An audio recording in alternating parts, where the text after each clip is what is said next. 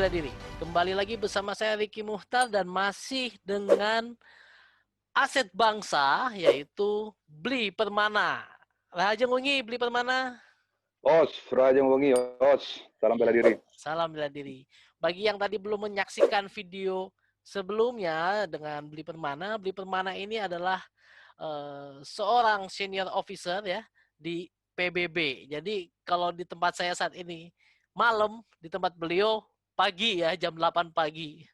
Ya. Ya, Nah, eh, sedikit aja tadi mungkin udah lihat di video awal, Bli Permana ini mengawali karir sebagai polisi di Bali, Polda Bali, kemudian bertugas di UN atau United Nations atau PBB dan mengawal tokoh-tokoh penting, khususnya Sekjen PBB dari Bapak ya, Kofi Annan, Bapak Ban Ki-moon dan Bapak Antonio Guterres ya yang saat ini ya. Dan juga pernah juga mengawal presiden kita, Presiden Bapak SBY, pernah juga Bapak Yusuf Kala dan Bapak Budiono dan beberapa tokoh-tokoh penting lainnya lah ya. ya. Dalam hal di sini beliau ini sudah banyak sekali malang melintang pengalamannya di bidang pengawalan kurang lebih 20 tahun. Ya, bukan begitu ya Bli Permana ya? Iya, kalau di US 16 tahun. Di 16 US tahun di 16 US, tahun. di Kepolisian Indonesia 10 tahun. Wow, luar biasa lah. Jadi saya datang ke tempat Iya. yang tepat di situ dan beliau juga satu-satunya orang Indonesia yang ada di UN ya. Kalau untuk di sektor pengamanannya, saya masih sendiri, Mas. Dalam Iya. artian di departemen uh, pengawalan khusus, saya masih sendiri. Ada beberapa orang Indonesia ada di PBB, tapi di departemen-departemen yang lain, Oh, seperti iya. UNICEF, WHO, dan lain-lain sebagainya. Ya, Begitu. dan mudah-mudahan juga ini bisa menginspirasi teman-teman lain masyarakat di Indonesia supaya bisa seperti Bli Permana gitu ya. Oh ya, ya, ya. Masih mengharapkan kedatangan rekan-rekan pemuda-pemudi yang dari militer atau kepolisian untuk bergabung ya, untuk Ya. join di markas besar PBB. Oke. Kita perlu masukan nih dari Bli Permana yang punya pengalaman sangat banyak. Kita saat ini di Indonesia sempat ada kejadian penusukan. Yang pertama itu terhadap pejabat yang udah levelnya tinggi lah, bahkan mantan militer juga. Yang kedua adalah terhadap ulama ya, pengikutnya juga banyak, dua-duanya terjadi penusukan. Nah, kita nggak bakal bahas apakah protokol mereka benar atau salah, atau tidak mencari siapa yang salah, tidak mencari apa, tidak, tapi kita ingin mendapatkan masukan dari Bli Permana yang punya pengalaman sangat lama sekali itu di kepolisian baik di Indonesia maupun di PBB. Sebenarnya kira-kira apa sih yang bisa kita improve atau kita perketat khususnya buat pengawalan VIP ini dari hal-hal apa ya, gangguan atau friction atau kejadian insiden seperti penusukan seperti ini gitu. Itu aja sih mungkin. Iya. Jadi maaf Maya, mohon maaf mungkin pengalaman saya juga terbatas untuk memberikan teknik-teknik atau saran-saran seperti ini. Jadi protokol ini kan masing-masing pengawalan itu berbeda ya Mas ya. Masing-masing tim pengawalan itu berbeda, punya protokol yang berbeda masing-masing. Nah, jadi kita tidak bisa salahkan, kita tidak bisa samakan. Nah, jadi satu basic sekali pengawalan itu adalah control, cover, escape. Nah, jadi kita bisa control the situation, kita assess situationnya. Take cover bisa kita segera penserangan atau penembakan atau bagaimana, kita cover yang kita kawal atau VIP kita cover, dan sebisa mungkin kita escape, lari dari tempat tersebut atau retreat. Jadi control, cover, escape. Itu sudah basic gitu, basicnya pengawalan. Gitu. Nah, dan yang lagi satu, kalau memang ada pengawalan tembus atau breach the security, ada yang bisa tembus, itu satu sekali lagi, security atau keamanan itu tidak 100% Mas ya, tidak 100% bisa tercover, tidak. Itu pasti ada celah sedikit, 0.001, itu ada pasti kekosongan. Tidak selamanya itu bisa tercover, tidak. Jadi itu penusukan itu ya mungkin kalau menurut saya ya saya tidak bisa menyalahkan pengawalan tersebut atau bagaimana. Tapi kalau menurut hemat kami yang awal di sini, kita mempunyai 180 degree cover ya kan. Jadi cover di depan 2 orang, cover di belakang, kiri kanan, kiri kanan. Jadi kita close range itu memang susah mas. Close range itu susah dideteksi. Apalagi close range pada saat VIP bersalaman itu sangat tidak deteksi mas. Sangat susah deteksi. Jadi semakin lama kita ngawal, jadi kita punya insting sendiri, begitu. Jadi kita punya insting melihat orang ini bagaimana, akankah nanti misalnya kita pada saat ngawal di depan ada 3 atau gerombol orang, yang mana kita fokuskan ini akan berbuat suatu kejahatan. Jadi begitu. Jadi kita lihat yang mana yang istilahnya yang akan berbuat kejahatan itu yang kita harus berikan konsentrasi. Kita harus benar-benar perhatikan secara detail, ini orang yang saya curigai, begitu. Ini orang yang saya curigai. Tapi untuk memberikan teknik bagaimana pengawalan yang baik atau bagaimana cara-caranya menghindari itu semua masing-masing tempat berbeda, tergantung situasi dan kondisi saat tersebut, gitu. Jadi ada action, ada reaction, ya kan? Jadi saya tidak bisa menjelaskan pribadi karena banyak di video-video YouTube polemik. Oh nanti kamu kalau diserangnya seperti ini, kamu harus menghindarinya begini. Kamu kalau diserang seperti ini, kamu harus pindangi blok begini. Kan banyak tuh mas di video yang seperti itu. Tapi kan kita tidak tahu pada kejadian di tempat di TKP tersebut, kita tidak tahu, kita tidak ada pada saat itu. Jadi kita tidak bisa bicara begitu, tidak bisa bicara. Oh kamu sebenarnya harus begini, tidak bisa bicara seperti itu. Jadi kita tidak langsung berada di lokasi tersebut, ada action, ada reaction. Begitu. Jadi kalau menurut saya mungkin ring itu diperkecil. Kalau untuk pengawalan ya, Jadi ring itu diperkecil. Seperti tadi basic saya yang saya bilang adalah cover, control, escape. Secepat mungkin kita tarik VIP kita. Secepat mungkin kita tarik orang yang kita kawal. Tarik dari tempat tersebut, menghindar. Begitu. Jadi tujuan bela diri, tujuan pengawalannya apa? Untuk survive kan. Jadi bagaimana kita mengawal orang ini dari poin A ke poin B dengan selamat. Jadi kita tidak menemui, apabila kita encounter masalah ini, bagaimana caranya kita menghindar dari serangan tersebut, begitu loh. Secepat mungkin menghindar. Jadi kalau teknik kami ya di sini yaitu perkecil ringnya tersebut. Jadi 180 degree yang saya bilang tadi itu agak diperketat lagi. Kalau kami tidak tahu yang baik, begitu mas. I see. Tadi Anda mengatakan ada insting juga perlu diperlukan ya, karena kalau kita bisa punya insting itu tentu saja dari pengalaman juga ya. Kita bisa memberikan fokus terhadap perkiraan-perkiraan orang yang bersifat mengancam, betul bukan? Benar. Nah, Mas kan orang beda diri, mungkin beberapa lama latihan. Mas Riki berarti kan sudah lama kalau kita tarung, kita punya insting tuh mas. Betul. Pasti kan, kalau sudah orang lama tarung pasti punya insting, itu sudah pasti. Dia akan melakukan mana. Sama seperti kami tim pengawalan, sama seperti kami. Karena sudah terlalu seringnya kita ngawal, kita punya insting. Itu build up, itu bagaimana ya? It's common sense lah. Itu dengan sendirinya akan ada di mindset kita. Bagaimana seharusnya apa yang kita lakukan pada saat itu. Dan again, harus justified. Dalam artian kalau serangannya dia pakai tangan kosong, tidak mungkin dong kita lawan, kita selamatin kita dengan VIP kita dengan knife. Jadinya kami pengawalan adalah levelnya satu tingkat lebih di atas target tersebut. Kalau dia menyerang dengan pisau, ya kan, udah mengancam orang yang akan kita kawal sudah mengancam keselamatan baik kita dan orang yang kita kawal, ya kita bisa gunakan firearm. Tapi itu harus justified, harus benar-benar keadaan terdesak, baru bisa menggunakan begitu. Begitu, Mas. I see. Ya ini Iya.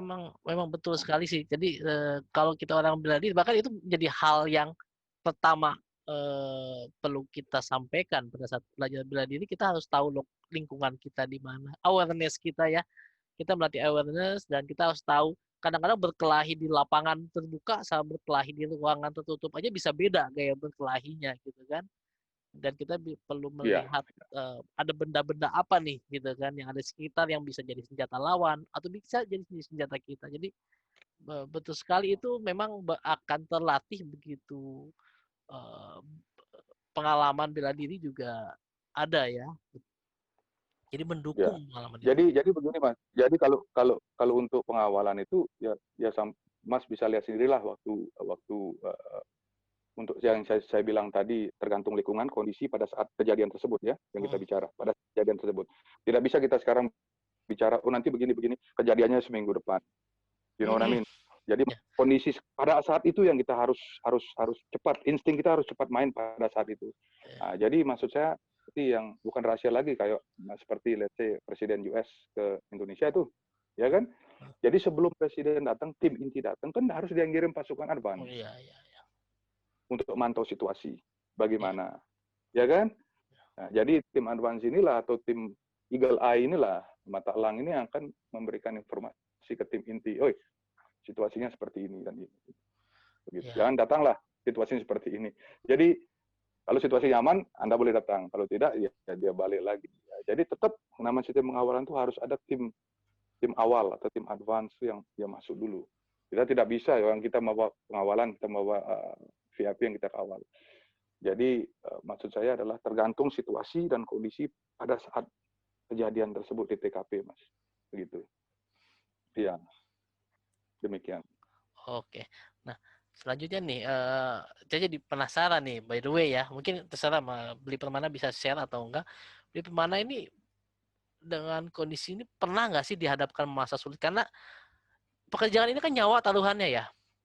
Kita Iya, harus Mas. melindungi VIP. Ya kadang-kadang dengan berbagai macam cara. Nah, mungkin ada nggak pengalaman Beli Permana yang bisa di-share ke kita-kita hal-hal yang menarik lah yang istilahnya kondisi-kondisi yang pernah dialami gitu ya, jadi tidak terlupakan gitu. Iya. Jadi saya pernah waktu mengawal, Mas ya, waktu mengawal, saya tidak berani sebut negaranya, Mas ya. Apa? Jadi waktu mengawal ada namanya meet and greet. Jadi pejabat salaman dengan para pejabat yang lain. Begitu. Nah, setelah itu tiba-tiba ada serangan, ada yang melempar batu. Nah, begitu. Jadi pada saat itu, pada saat melempar batu tersebut, kita kan ada beberapa orang tim pengawalan yang awal kan, ada tim pengawalan beberapa yang awal. Nah, jadinya pada saat itu saya dalam artian menarik VIP tersebut, begitu. Untung pada saat itu tidak sampai ada yang senjata, Mas ya. Nah, cuma lemparan batu. Saya menarik VIP tersebut ke tempat yang aman, atau safe haven. Ke tempat yang aman, saya tarik VIP tersebut. Yang lain, tim yang lain menghandle serangan tadi. Begitu. Jadi seperti yang saya sampaikan tadi, ada control, cover, escape. Pada saat itu saya escape. Saya menarik atau mengamankan VIP tersebut, sedangkan tim yang lain control atau assess the situation dan menyelesaikan serangan tersebut. Begitu, Mas. Jadi saya cuma escape menarik VIP tersebut ke tempat yang aman. Ya. Begitu. Jadi kalau Jadi tadi itu ya tadi untuk ujung-ujungnya tujuan pengawalan itu adalah untuk keselamatan dari poin A ke poin B. Simpel aja sebenarnya. Tapi di tengah perjalanan ini yang kadang-kadang menemukan ancaman. Begitu. Ya, kalau tadi dengar cerita di awal sama akhir, ternyata ancaman itu lebih umum, lebih memungkinkan untuk muncul pada saat terjadi kontak dengan orang lain dalam close range ya, seperti kan kemarin ada yang lagi salaman, ada yang Ya, lagi ada audiens yang datang ke panggung. Kalau tadi mungkin lagi meet and greet, itu yang lebih itu susah yang ya lebih, kan. ya itu yang lebih lebih lebih sama sama pada saat